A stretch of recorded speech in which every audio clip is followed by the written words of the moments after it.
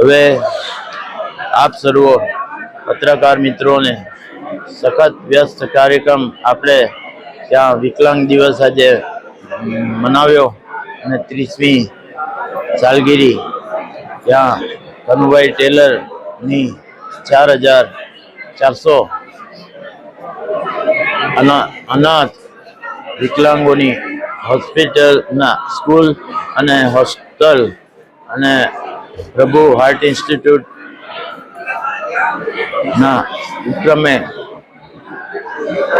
ત્યાં બી આપણા માનનીય પોલીસ કમિશનર શ્રી અનુપમ ગેહલોત, માનનીય કલેક્ટર શ્રી તેજસ પરમાર સાહેબ અને બીજા ગજાનંદ માલપાણી અને બીજા બધા વચ્ચે તમે મને જોયો હશે. મારું વિશેષ બહુમાન થયું અને ત્યાં 51 લાખનો મેં ચેક આપ્યો છે અને બીજા પણ મેં જાહેર કર્યા છે અને ત્યાં બી તમે હાજર હતા. સતત વ્યસ્ત કાર્યક્રમને લીધે ત્યાં હું આઈસીઆઈસીઆઈ બેંકમાં ગયો અને અહીંયા આજે વર્લ્ડ ડોક્ટર દિવસ છે અને કેન્સર જાગૃતિ અભિયાન આ અમારા કાંઠા વિભાગના માછી સમાજના ખલાસી સમાજના વડા કિશોરભાઈ પટેલે અહીંયા આ આયોજન કરેલું હતું અને કેન્સર વિરુદ્ધ, કેન્સર નહીં પણ કેન્સર માટે જાગૃતિનું માટે અહીંયા 120 ડોક્ટરો, કેન્સર સર્જનો અને બીજા નેહા પટેલ જેવા મેડિકલ ઓન્કોલોજીસ્ટને બધાને આમંત્રિત કર્યા. તેમણે સ્પીચ આપી અને અંતે બધાને દરેક સવાલોના જવાબ નેહા પટેલે આપ્યા. પેલા આપણા બીજા એક્સપર્ટ શું શિવમ સિંગલાએ જાતના બધા સવાલોના સંતોષકારક જવાબ આપ્યા અને છેવટે આજે આ બધા ને અંતે આ કાર્યક્રમના અંતે મારું મગજ કન્ફ્યુઝ થઈ ગયું છે કે શું કરવું ને શું કરવું નહીં કરવું. કારણ કે પરેશ ભજીયાવાલા અને બીજા બધાએ કહ્યું કે ઘરનું ખાઓ, ઘરમાં શાકભાજી ઉગાડો, ગ્રીન હાઉસ બનાવો, બાલ્કનીમાં બી તે સબ્જી ખાઓ. પણ મારો એ સવાલ છે કે મેં એવું કર્યું છે, મારી વાડીમાં મેં કોબી, ભીંડા, ફ્લાવર બધું ઉગાડ્યા છે. તો એક કોબીનો દડો બને ને પહેલું પાન નીકળે તો સવાર જોતા બધી ઈયળ ખાઈ ગયેલી હોય. ભીંડામાં એમ તેમ આર પાર બધા કીડા આર પાર થઈ ગયેલા હોય. હવે તેને બચવા હારું બધા કહે કે વેજીટેરિયન બનવાનું બરાબર છે, પણ આ બધું પેસ્ટિસાઇડ G10 નું દાણું 2 ખાઈ જાઓ તો તમારું કુટુંબ મરી જાય. એ નજર સામે બનેલું છે અમારા સુલતાનાબાદમાં. કોકો કોલામાં રાજેશ વાડી વાળાએ પીવડાવેલું આખા ફેમિલી 5 જણને પતી ગયા જ્યારે. એટલે એ G10 ના 2 દાણા તમને માર લાખે. તેનું તો સ્પ્રે છાંટવામાં આવે આ ભીંડામાં, ને આ કોબીના દડામાં, આ ફ્લાવરના, ફુલેવરના દાણામાં, ફુલેવરના દડામાં તો જ એ બને. નહીં તો એની ખેતી જ નહીં થાય. તે પેસ્ટિસાઇડ વાળું વેજીટેરિયન ફૂડ આપણે ખાઈએ તો આપણને કેન્સર થઈ જાય. તો વેજ ખાવું કે ઘેટા બકરા અને ચિકન નોન વેજ, તેમાં બી તકલીફ. પાછી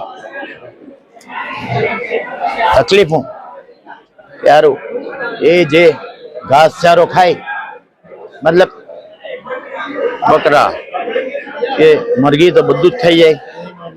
તેમાં કઈ કેન્સરના જંતુ હોય, મરઘીને પચી જાય. પણ તે ચિકન આપણે ખાઈએ, માંસ ખાઈએ તો તેનાથી બી કેન્સર. કન્ફ્યુઝ થઈ જવાય. સારું કરવું હું વેજ બનવું, ઘેરનું ખાવું, પાર્સલ નહીં ખાવું. પાર્સલ આવે મેકડોનાલ્ડના વેજ બર્ગરમાં બી પેલું તળેલું હોય, એમ કે પેલું જે ઓઇલ આવે એ બધું ફાલતું હોય. એમ કે આપણા સાહેબ કહેતા હતા, સિંગલા સાહેબ, તે ફાલતું ઓઇલ હોય તેમાં બી સારું આપણને કેન્સર થઈ શકે.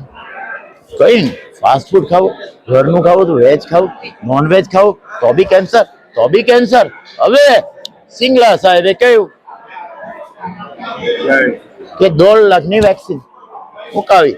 નેહા પટેલે કહ્યું કે રેડિયેશન થેરેપી એન્ડમાં ને પેલી 1,500 વાળી વેક્સિન 3 મુકાવી 4,500 નો ખર્ચો, પેલો 1.5 લાખ નો ખર્ચો તો કઈ નહીં થાય. એ અમેરિકાની વેક્સિન. હા બરાબર. ચાલો આખો લગભગ કાંઠા વિસ્તારના બધા મેલ ફિમેલ થઈને 50 લાખની વસ્તી. કેટલી? હા 1 લાખ. 1 લાખની વસ્તી. ચાલો સુરત સર ને આવરી પછી એ તો વાત છે. પેલા કાંઠા વિસ્તારને માછી સમાજ, કોળી સમાજ, નાયકા સમાજ, એટલે હરિજન સમાજ, પછી હળપતિ સમાજ, એ બધા સમાજને બચાવવા માટે 1 લાખની વસ્તીમાં 1.5 લાખની 1.5 લાખની વેક્સિનની જરૂર. બરાબર. એ સ્ટોકમાં નહીં હોય તો યુએસ થી મંગાવી પડે. એ ખર્ચો ડાયરેક્ટ ઓર્ડર આપી શકીએ, ફ્લાઇટ મંગાવી શકીએ, ફેડેક્સમાં બધી વેક્સિન આવી જાય. આ લોકો મૂકશે કોણ? આયરે એમડી બરાબર. ઓન્કોલોજી નેહા પટેલ મૂકી આપે તમને મેહાવરી કેન્સરમાં. પણ 1.5 લાખ ની હોય બધા પાસે, અને ગરીબ છે અમારો કાંઠા વિસ્તારનો સમાજ. તો મોદી સાહેબે આયુષ્યમાન કાઢ્યો છે કાર્ડ. 10 લાખ સુધીનું બધું કવર. એમાં વેક્સિન આવી જાય.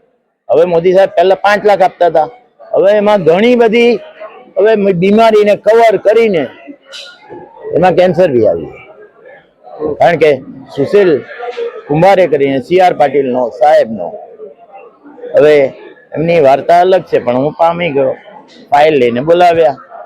એમની માને સ્તન કેન્સર બંને કાઢી નાખ્યા છે, અને 5 ભરત કેન્સરમાં કોઈ સરે જરાક અધૂરું જ્ઞાન છે પણ એણે કાઢીને એની કેમોથેરાપી આપી. 6ઠ્ઠો ડોઝ હતો. એમનું કેવું હતું